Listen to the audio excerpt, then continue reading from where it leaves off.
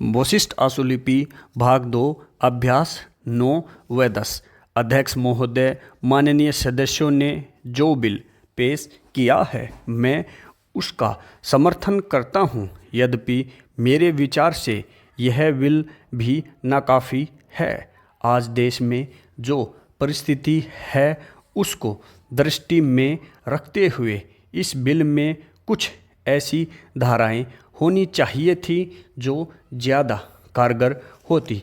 अभी मेरे मित्र इस बारे में अपने विचार प्रकट कर रहे थे। शायद वह भूल गए कि जो पार्टी इस समय सत्तारूढ़ है उसने स्वयं अपने सदस्यों और विधानसभा सदस्यों से उनकी संपत्ति आदि के बारे में हिसाब मांगने की योजना बनाई है और कहा जाता है कि उसके मुताबिक वे हिसाब भी देते हैं। यह बात स्वयं इस बात का प्रमाण है कि समय और परिस्थिति के अनुसार काम हुआ करते हैं। कागज पर लिख देने की मिनिस्टर जिम्मेदार होता है। इससे ही अगर कुछ हो जाता हो तो जो घोटाले रोजाना हो रहे हैं वे न होते। इसलिए यह जरूरी है कि इस तरह का बिल लाया जाए और उसको क्रियाशील बनाया जाए। मैं नहीं समझता कि सरकार इसका विरोध करेगी या इस बारे में कोई आपत्ति करेगी। मेरे मित्र ने कहा है कि वह भी हिसाब देने वालों में है और सब लोग हिसाब देते हैं, लेकिन किस तरह के हिसाब दिए जाते हैं और उनके बारे में क्या अमल होता है, वह इस विषय पर ठंडे दिल से विचार करेंगे तो स्वयं सही निर्णय कर सकेंगे। वास्तविकता यह है कि ऐसे ऐसे उदाहरण मौजूद हैं कि जिन लोगों के पास आज़ादी से पहले खाने को नहीं था, जिन के पास कोई काम नहीं था, आज उनके पास बहुत सी जायदाद है, बहुत सा रुपया है, बहुत सा रोजगार है। वह सब कहाँ से आ गया, यह जानने में कोई मुश्किल नहीं हो सकती है अगर नीयत साफ हो। इस बिल में केवल इतनी बात रखी गई है कि मंत्री महोदय सालाना अपना हिसाब पेश करें, लेकिन सांसदों के लिए अपना हिसाब पेश करने की अनिवार्यता इस बिल में क्यों नहीं रखी गई है, उसका स्पष्टीकरण मंत्री महोदय देने की कृपया करें।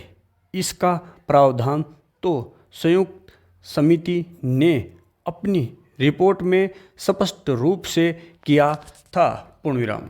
श्रीमान, मेरा निवेदन यह है कि जब हम दूसरे आदमी का हिसाब मांगते हैं, बहुत सी कंपनियों का हिसाब मांगते हैं, उन पर पाबंदियां लगाते हैं, तो यह कहना कि हम मंत्रियों पर पाबंदी इसलिए न लगाएं कि वह मंत्री बन गए हैं, इस बात का द्योतक है कि हमारे मित्र वास्तविकता नहीं समझते।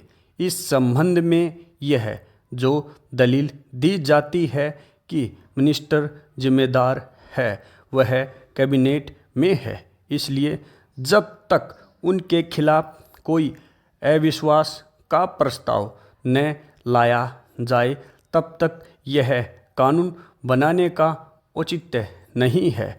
मैं समझता हूं कि यह दलील निराधार है, क्योंकि जो मिनिस्टर ईमानदार है यह कानून बनाने से उनको सहूलियत मिलती है।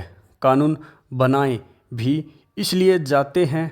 आज हमारे देश की परिस्थिति इस प्रकार की बन चुकी है कि हर एक आदमी भ्रष्टाचार की बात कहता है और भ्रष्टाचार आम चर्चा का विषय हो गया है। मैं जानकारी के आधार पर कह सकता हूं कि सत्तारूढ़ दल के लोग भी छिपे छिपे कहते हैं कि अमुक आदमी ने बेईमानी कर ली है, अमुक ने नहीं की है। आधी आम जनता और विरोधी दलों का तो प्रश्न ही क्या है, विरोधी दलों के अतिरिक्त स्वयं सत्तारूढ़ दल के लोग ही जब एक दूसरे को बेईमान कह सकते हैं तो इस दिशा में कोई कानून न बनाना और अपने आप को छिपाए रखना उचित नहीं है। श्रीमान, जो परिस्थिति आज देश में है उसको दृष्टि में रखते हुए यदि यह कानून बनता है तो इससे लाभ होगा, प्रजातंत्र को लाभ होगा। जो पार्टी पावर में होगी, सत्तारूढ़ होगी, उसको लाभ होगा और विरोधी दलों को भी लाभ होगा, क्योंकि एक रास्ता निकलेगा, एक तरीका निकलेगा जिसके आधार पर हम लोग नुक्ताचीनी कर सकेंगे। अगर किसी मंत्री ने हिसाब दिया है और हमको जानकारी होती है कि उसने सही हिसाब नहीं दिया है तो हम उससे जवाब तलब कर सकते हैं।